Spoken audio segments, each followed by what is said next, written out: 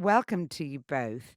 Um, I wonder first if we could just have a brief chat about what's been going on this week. Because, Ian, I think that when you first went to Private Eye, Spike Milligan used to still send you stuff for possible inclusion, didn't he? Do you think he would have been busy this week? What do you think he would have sent you?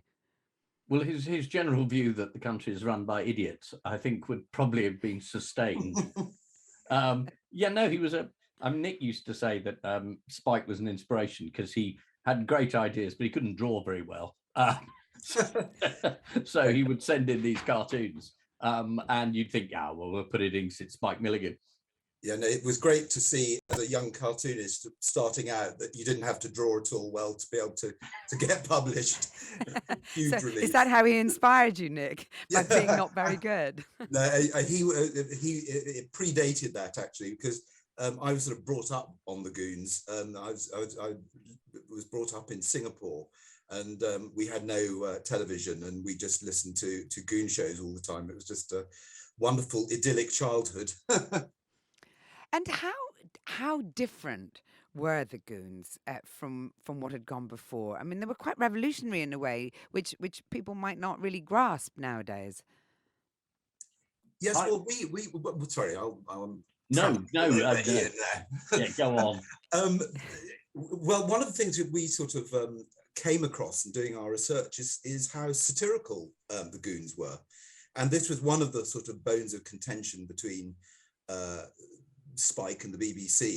The BBC management were endlessly hauling him into the office to say, why are you doing an impression of the Queen?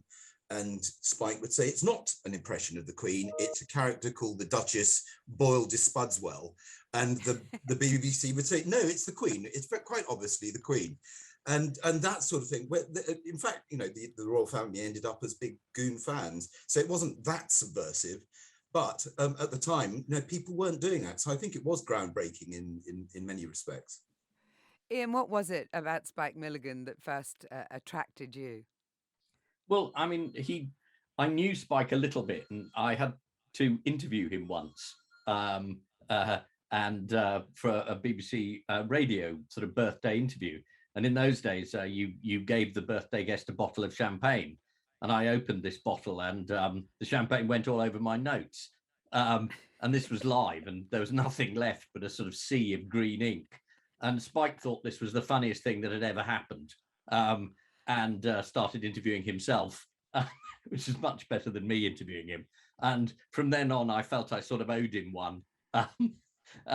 So, I mean, I love his stuff, and I feel we got a bit trapped into thinking of the Goons only as the old men into which they turned. Spike very stroppy in later life, Harry Seacombe doing highway and religious programs and singing, and Peter Sellers making these sort of films that went, sort of more and more nuts. But we wanted to resurrect them as sort of entirely brilliant young men who were doing something completely different. And the Goons is extraordinary. I'm glad you've also come clean about, the fact that you're also a fan of the Downing Street style drinking culture on the job. You've revealed your true colours there, Ian Hislop. Talk to me about that period then, because you've zoomed in, Nick, haven't you, on the first 3 years of the Goon Show as Spike battles to get it on air. So actually not in their heyday, if you will. So what was it about this period in particular? Well, it's a sort of period where they started off being called the Crazy Gang, and there was another show called The Crazy Gang. So BBC management suggested they be called The Young Crazy Gang, which was completely different. And Spike fought for it to be called The Goon Show. And eventually he won that battle with the help of his producers. It was just a succession of battles with the BBC to get on and produce the sort of show that they wanted to do, which was anarchic, subversive, sort of quite very, very noisy. The BBC was always complaining about it being too noisy, and Spike would just say, well, stand further away from the radio then.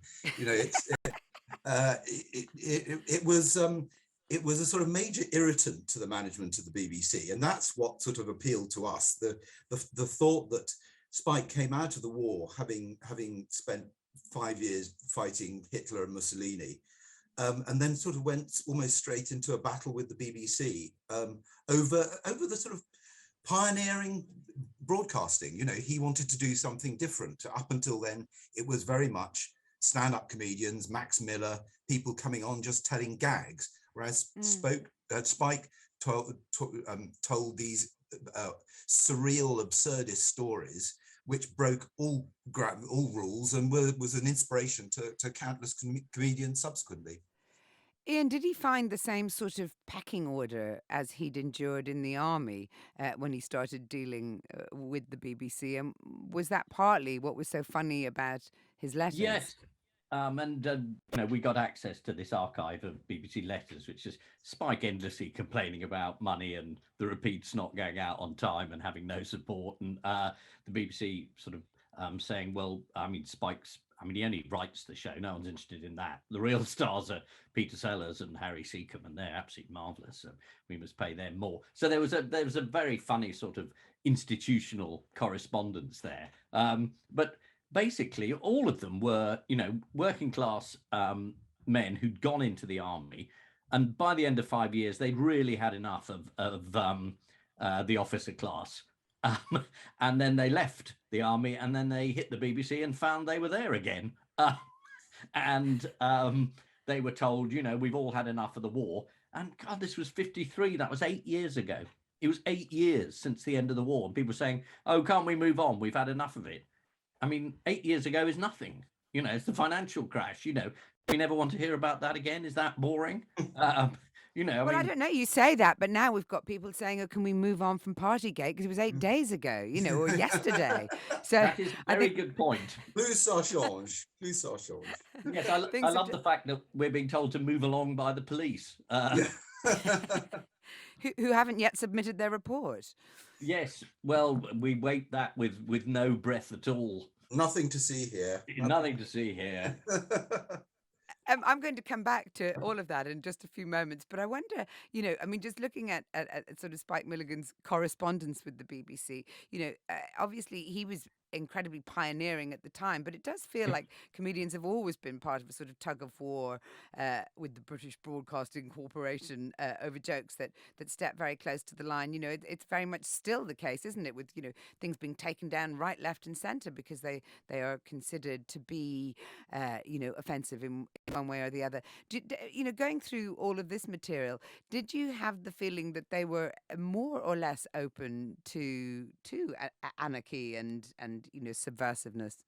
Well, I think they were, you know, Spike fought the censors all the time, and there's a sort of, you know, there's correspondence between the Spike and the BBC management saying, you know, this reference to the pink oboe is very poor taste indeed, and of course it was, but it was an entire episode was called "The Case of the Pink Oboe," and it's things like that which Spike managed to slip in. I mean, it's not an exercise. Very unfortunate choice. BBC choice. BBC. It's not an exercise in BBC bashing this. We hasten to add, because for all the faults of the BBC, they did put Spike on, and this is the point that we make very forcefully in the play. That you know, there were enough inspirational producers there to fight Spike's corner, and the result was this groundbreaking and revolutionary show. And there is a sense in which we nearly called the play Milligan's War, because Spike was always at war with someone. It was the army. Well, it was Hitler to start with, then it was the British Army, then it was the BBC, and ultimately it was himself. So he had a sort of an unresolved desire, you know, to carry on fighting, and that was the wellspring of the comedy, and that's partly what we're trying to do in this play, is show that continuum from the war through to the goons. Yeah, and you also, Ian, make it very clear that you wanted this to be a play where Spike wins. You know, he's so often depicted as a troubled comic genius, and you explore his battles with mental health. But you really are here in full celebration mode in a way, aren't you? Do you feel it's important to defend his legacy? Well, yes, just because we have an awful lot of tears of a clown and we have an awful lot of, well, yes, there were mental health issues. But, as we know, tens of thousands of people have mental health issues and only one person wrote The Goons. So it's quite interesting to remember the bit he did that was very, very good. And I do feel it was worth, trying to recreate a bit of that stunning achievement and that sort of tsunami of joy and jokes that he unleashed. And I do feel sometimes that that's slightly forgotten in sort of biographies of comics that are very keen to say, well, they had utterly miserable lives. Now, do you feel better? I think it's also a very a good time to remind people of how brilliant Spike was. I think the modern the Zoomers, as it were, don't know who Spike is at all. I think that my children have never heard of him, and it's been a great exercise to remind even our young cast that here is a man who wrote fantastically well constructed jokes and created very, very memorable characters. And we've sort of been here before with, we produced a play a few years ago called The Widest Times, which was about the trench newspaper in the First World War, produced by a couple of officers, which we firmly believed was the jokes was still work today. And it was sort of a bit of a leap of faith to put them on the stage and see whether a modern audience would respond to them. But they did, and we went into the West End and had a great time. And it's the same really with Spike. We think his stuff is good, and we're hoping that to showcase it to other people. And so far the reaction has been brilliant. I mean, our fantastic cast have managed to sort of recreate the world of the Goons very, very successfully. Recently celebrated, as I mentioned in the introduction, 60 years. And a question that you put to, I think, readers on that anniversary was, is politics now too strange for satire? I wondered, given the week we're having now, how you'd respond. Did I ask the question or did someone ask me? I'm not sure, but either way, you can answer my question. Oh, yes. Well, your question, is it too strange satire? No, God, no. It's absolutely ripe at the moment. And the only problem is the speed of it and the amount of it. We have a country that essentially has fallen apart in the most extraordinary, the governance of which has fallen apart in the most extraordinarily short time. Because they insisted on voting for someone who they were told repeatedly would be a disaster for the obvious reasons of his sort of moral, organizational, and personal failings. And they elected him anyway. Is that the thing you're most surprised by? I mean, you obviously, Boris Johnson was a favoured guest on Have I Got News For You, often on there, so I'm sure you've encountered him on many occasions. Were you surprised that people, or are you surprised that people are now surprised to find that he is very much like you thought he was in the first place? If that isn't too complicated a question. No, he originally appeared on Have I Got News For You when he was a conservative journalist who'd been found lying on his newspaper and trying to organise the beating up of a journalist. I pointed this out. He was very cross about it. He came back, and the joke about Boris was that he couldn't organise a panel show, let alone a constituency or a country. The fact that after his appearances on the show, he then got a constituency, got voted in as Mayor of London twice. Biggest electorate in Europe voted for Boris. Well, I didn't. I'm not taking the blame. Nick, you've been satirising recent events in the Sunday Times, and you've caricatured Boris on numerous occasions. What do you think is the Boris appeal? Because as Neil points out, as Ian points out, despite his shortcomings, he has had election victory of quite an extreme success. Well, I think people thought we've had this incredibly boring time of trying to sort out Brexit, and Theresa May was incredibly dull. I think people thought it would be a bit of a laugh to have Boris. Let's see what, surely he's going to bring a bit of colour and jollity to the nation. And unfortunately, sort of appointing a clown in charge of the government, it really isn't very funny. I mean, it's a terrible, there are reasons why Boris would have a fantastic career doing a chat show, or I've seen his TV programs on the Crusades and things like that, and he's a very good entertainer. But you do have to wonder whether you should have just very, very boring people running the country rather than people who are a bit cads and bounders, and rotters. I don't know. But that would anyway, make him that would make your job, Ian, very difficult, wouldn't Nick's it? I been mean, Boris must redacted. be a gift. Sorry, He's I'm been saying Nick's redacted already. clearly yeah, someone's got to him. Cad, bounder, and rotter. I mean, the bloke is a liar.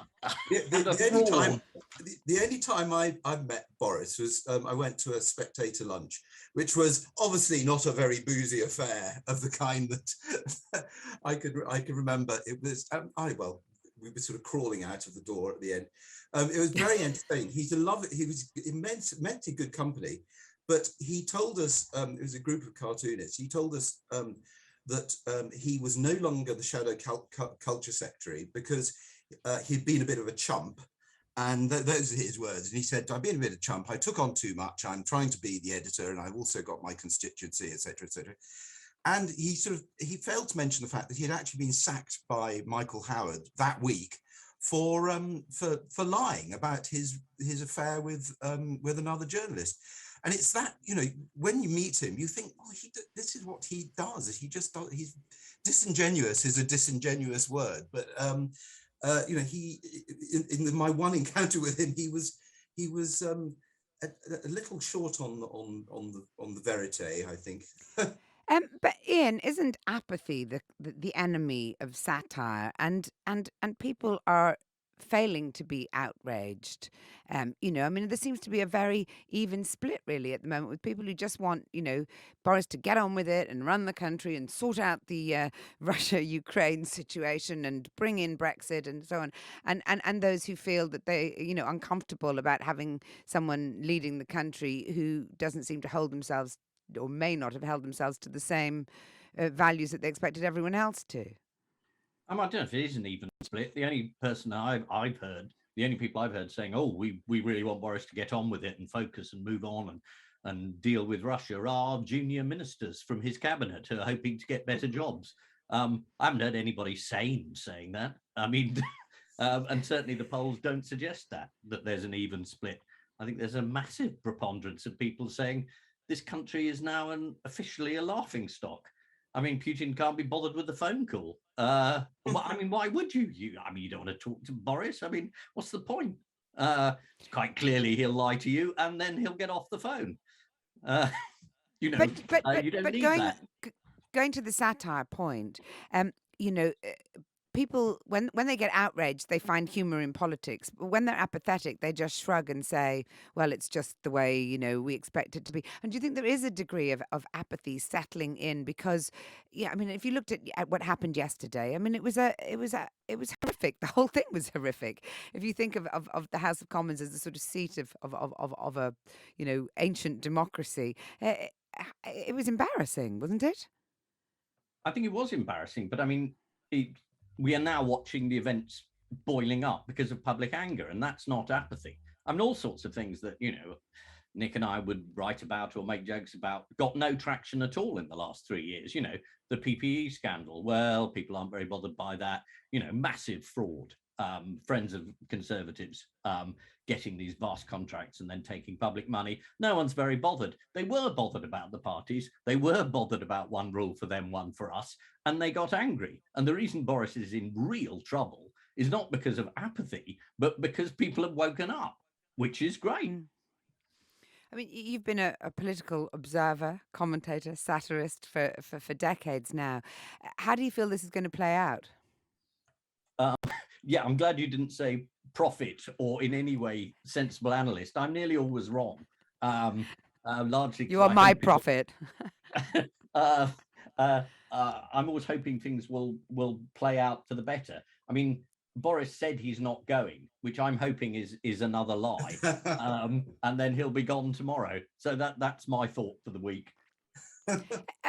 Nick, how about you? Because Boris is a gift, though, isn't he? For all of his shortcomings, the sort of larger than life ebullience, the fact that he's a character, all of the things that you pointed out earlier. In a way, if you're going to be caricaturing someone, you need them to have some characteristics and some character. Well, I've been doing it for 40 years, and there's always been somebody. I mean, I'd be very happy to see Boris gone, and I'm sure the next person in the line will be just as ridiculous. And as Ian said, Spike said the whole world was run by idiots, and I think he pretty much nailed it. But I mean, it's a great. I'm on a professional level. It'd be a great shame to see Boris go, because I can actually draw him, and he does have. and it was brilliant when Cameron was there, because I could draw him as well. Theresa May was quite difficult to draw, but Boris, you just do that big mop of hair and he's sorted. But it'll be Liz Truss you'll have to draw. Oh, please don't. No, well, you can always go back to the tank shot. I mean, that's a keeper, isn't it? Yes, I did draw her in a tank. That's her sort of her iconic moment, isn't it? Yes, the irony lady. Yes. And how difficult does social media? You mentioned it earlier, that the sort of speed with which the news moves on, or we're expected to move the news agenda on. How difficult does that make something like Private Eye, which is a weekly publication, and I presume slightly relies on the news still being the same or similar on Thursday as it was on Monday, which isn't necessarily the case anymore. Well, I mean, news always changes. It's just the cycle has speeded up in which people discard the one story and grab onto the next one.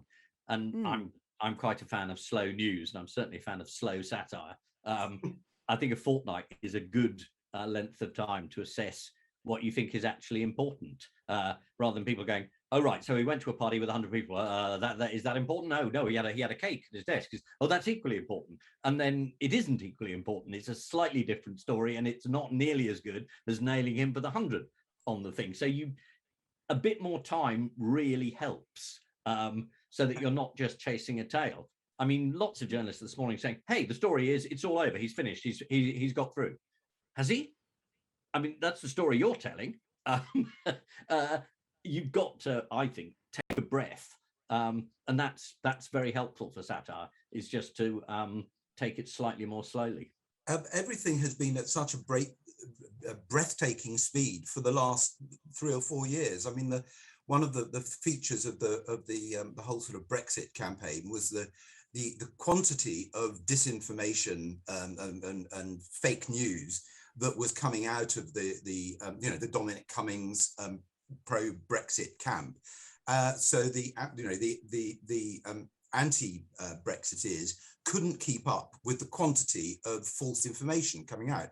And this is what the strategy is. There's so many scandals, we can't keep up with, you can't focus on one particular scandal, because as Ian says, you get another 3 overnight, and before you can respond to that, there are another 10 in the morning. It's so you're forever just chasing your tail scandal-wise, which may be a very cunning strategy of the government, that we all end up a bit weary of it. It's and no import is placed on it. The idea that there's a police investigation.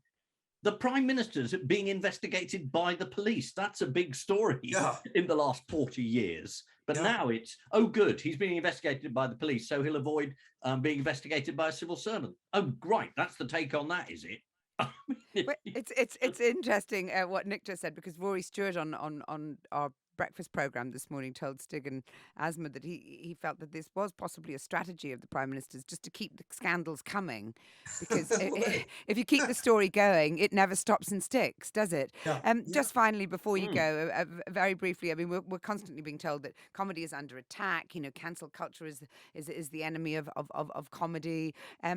But if you look back to the Goons' early days and Spike Milligan's own battles, do you just see history sort of repeating itself, Ian?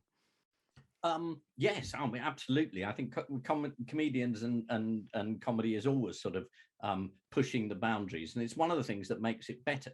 I mean, it's an odd thing. If you say you can do anything you like, comedians are quite capable of being self-indulgent. Same with any artist, any writer. But if you say you're not allowed to do this, they get fired up and they go, right, well, I will find a way of doing this.